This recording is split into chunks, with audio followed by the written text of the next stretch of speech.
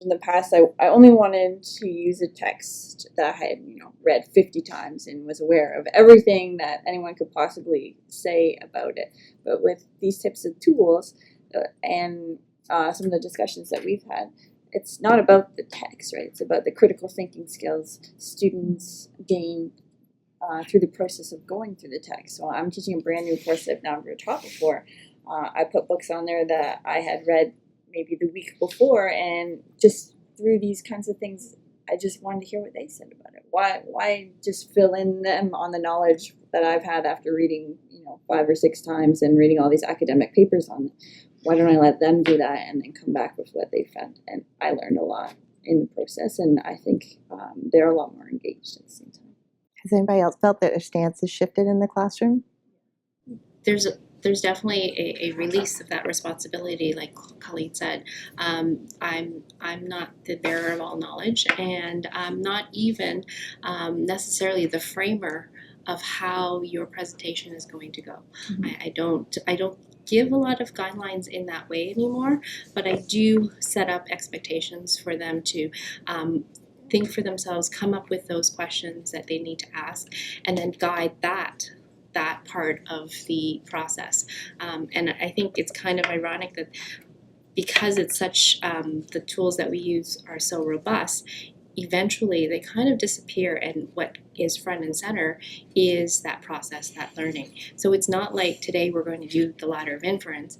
Today we're going to understand perspective. We're going to understand how people draw conclusions and make assessments and judgments about each other in the world around them. I had one other discussion with a teacher recently, and she said, "Why would you want to answer someone else's questions?" And when she said that, it was a huge light bulb went off for me. That's true. Why are they answering the questions that I find interesting about this text? And since I've let that go, some of the questions I've heard are way better than anything that I've come up with on my own. Integrative thinking and Rotman has philosophically shifted me. I think I've talked to you guys about this before, but I think about these students who are in front of me are students who were selected to be in my class because they all think differently. And it's only together that this magical group of students is going to come up with the ideas of the course. Where for sure, I used to plot the course and I knew what I wanted them to know. I looked at the curriculum, I decided how it would look in the class, and then I set them up to be successful within my box. Mm-hmm. And now it's such a different way to look at education, where I'm like, we have a think tank and we have problems to solve, and I can connect them to the curriculum, and I wonder how they're going to be solved this semester. It's funny, I never really kind of thought about it, the way you just framed it, in terms when you said, why would you want to answer someone else's question?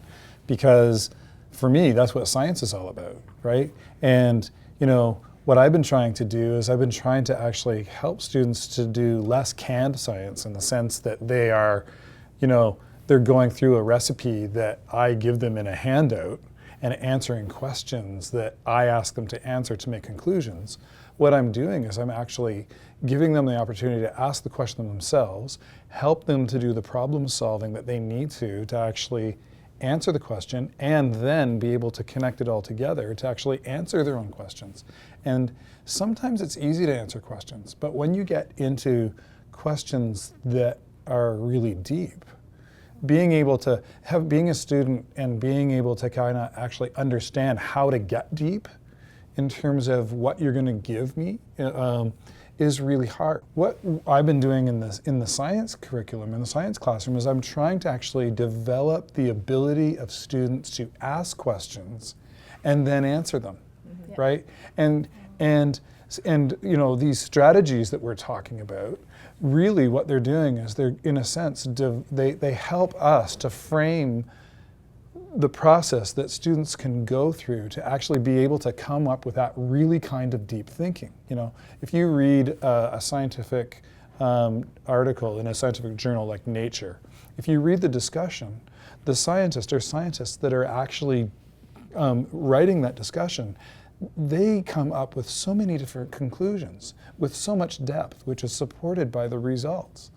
And the thing is that we as science teachers, or we as teachers in general, need to be able to get to the point where our students can do that. And for me, that's what this these strategies do, right?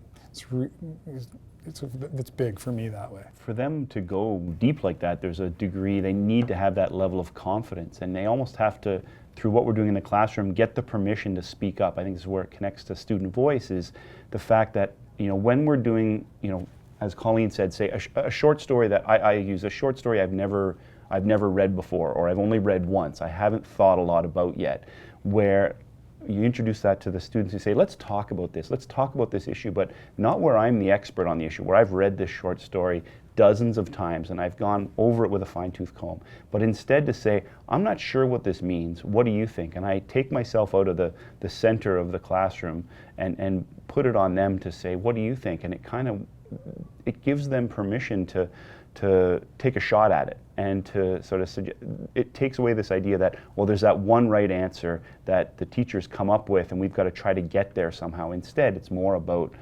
as Colleen said earlier, demonstrating their thinking.